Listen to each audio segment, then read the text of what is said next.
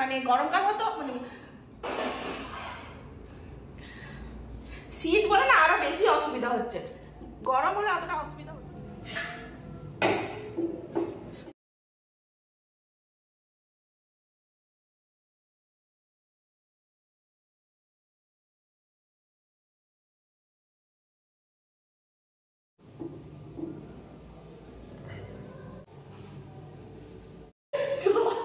জলগুলো এটা হয়েছে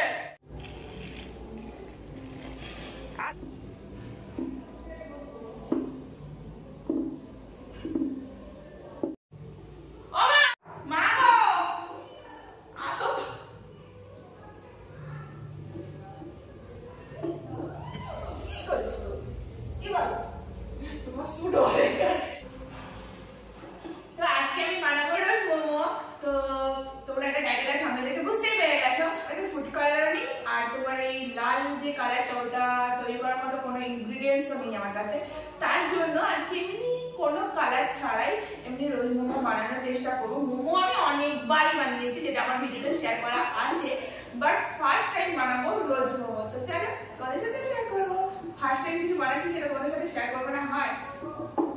কয়েকদিন ধরে না মনটা আমার কাঁদছিল এই মোমোর জন্য, বাট এখন তো কোথাও বেরোতে পারছি না, বেরোবও না, তার জন্য না মোমো খাওয়া হচ্ছিল না। আমাদের এখানে মোমো পাওয়া যায়, বাট আমার এখানের মোমোটা অতটা ভালো লাগে না, তার জন্য আমি এখান থেকে মোমো কিনে খাই না, খেলে আমি বাইরে গিয়েই খেয়ে আসি। বাট এখন তো এই যে বললাম বেরোতে পারছি না, আর ইচ্ছে করে বেরোচ্ছিও না, বেরোতে পারছি না বলাটা ভুল, বেরোচ্ছি না। তো বেরোবো, কয়েকটা দিন যাক, তো কিছু কারণের জন্য সেটা তোমাদের সাথে পরে শেয়ার করব। আজ মোমো খাবো বলে দুপুরে ভাতও খাইনি, না না মোমো খাওয়ার জন্য পেট খালি রেখেছি তা কিন্তু না, ভাত খাওয়ার মতো সময়ই হয়নি, কারণ স্কুল থেকে এসে আমার নিজের কিছু কাজ ছিল, অনলাইনে কাজটা মিটিয়েছি, তারপর একটু রেস্ট নিয়েছি, তারপর ছিল আমার পড়ানো, আর মাঝখানে না কয়েকদিন পড়ানো বন্ধ করে দিয়েছিলাম, এরপরে আবার সন্ধ্যাবেলাও আছে পড়ানো, তার জন্যই চান টান করে এসে পুজো টুজো করেই লেগে পড়েছি মোমো বানানোর কাজে। আর এটা তো বানাতে সময় লাগবে, যেহেতু একা হাতে সব কিছুই করছি, তার জন্য। তো আমার এখানে ময়দাটা মাখানো হয়ে গেছে, এবার ময়দাটা লেচির মতো কেটে নেবো। চলো।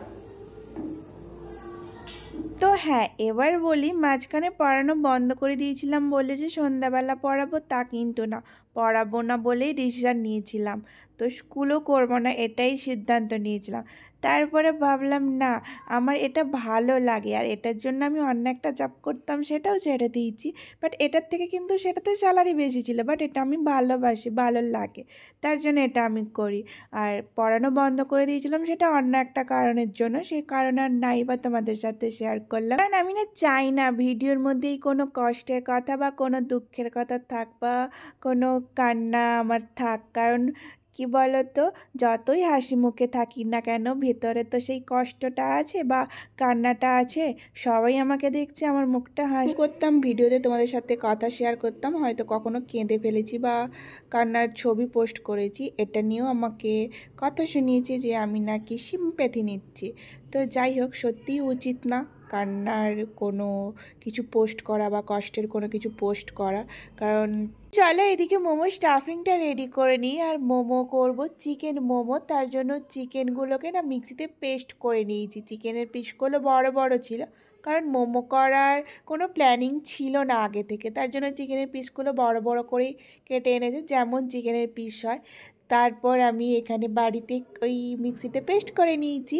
এবার চলো লুচির মতো করে বেলে নিই। আর মোমোর রেসিপিটা আগে আমার চ্যানেলে অলরেডি পোস্ট করা, তাই এই ভিডিওতে আর তোমাদের সাথে শেয়ার করলাম না, শুধু কিভাবে গোলাপটা বানালাম সেটা তোমাদের সাথে শেয়ার করে নিই চলো।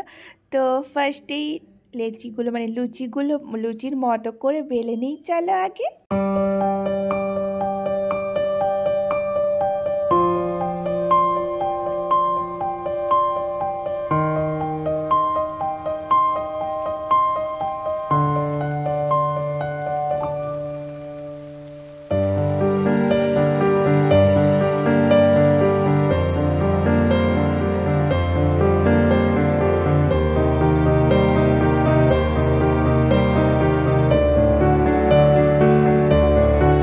দেখো 4টে গোল গোল লুচির মতো করে বেলে নিয়েছি, বলতে গেলে লুচি বেলে নিয়েছি। তারপর এই থালার ওপর রেখে সাজানোর চেষ্টা করছিলাম, বাট এই থালাটা না ছোট হয়ে যাচ্ছিল, তাই ভাবছিলাম কোনটার ওপর রেখে সাজাবো, কোনটার ওপর রেখে সাজাবো, নাকি আবার একটা বড় থালা আনবো।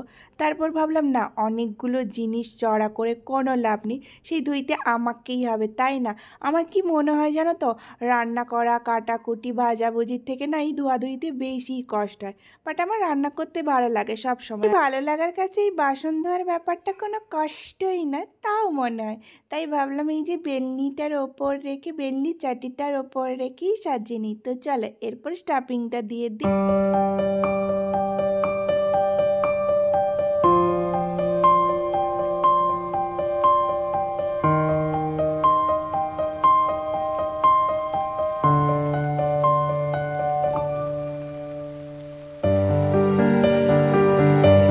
তো একটার ওপর আরেকটা, তার উপর আরেকটা, এইভাবে দিয়ে 4টে লুচির ওপরে স্টাফিংটা দিয়ে দিয়েছি। এইবার গোলাপের মতো একটু চেষ্টা করছি, এই দেখো মুড়ে নিচ্ছি, কীভাবে মুড়ছি সেটা দেখো। তো ফার্স্ট টাইম করছি, খারাপ হলে হবে। তো দেখো পুরোটাই মুড়ে নিলাম। এরপর দেখো তো গোলাপের মতো হয়েছে কি না। আমার তো মনে হয়েছে হ্যাঁ গোলাপের কুঁড়ির মতো হয়েছে।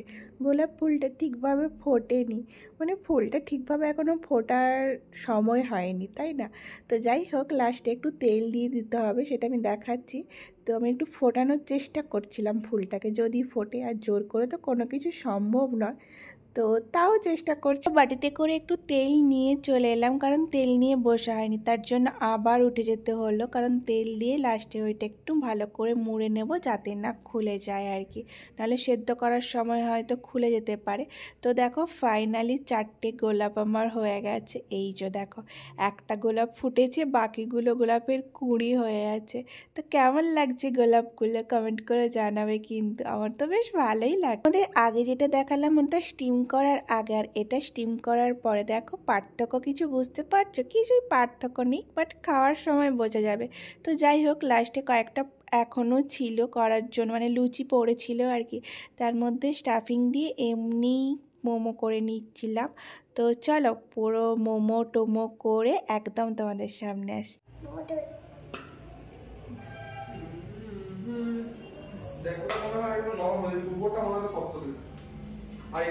টমেটো কেচাপ শেষ হয়ে গেছে, মানে লাস্টে একটু ছিল টমেটো কেচাপ, তো সেটাকে বার করানোর চেষ্টা করছি, বাট শীত তো বসে গেছে। শীত বলে না আরো বেশি অসুবিধা হচ্ছে, গরম হলে অতটা অসুবিধা হতো না, ভাই সব বাইরে করছে, আর বের করা যাবে না।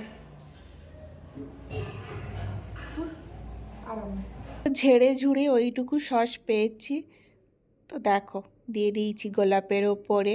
কেউ তো আর গোলাপ দিল না, তো নিজেই নিজেকে গোলাপ উপহার দিলাম খাওয়ার।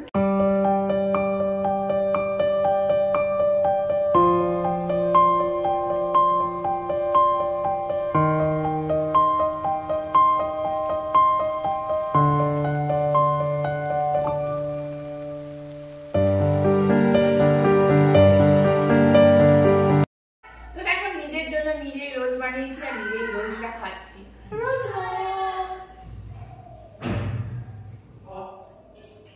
তো তোমরাও রোজ মোমোটা করে একদিন, তোমরাও একদিন বাড়িতে কিন্তু রোজ মোমোটা বানিও অবশ্যই, ঠিক আছে?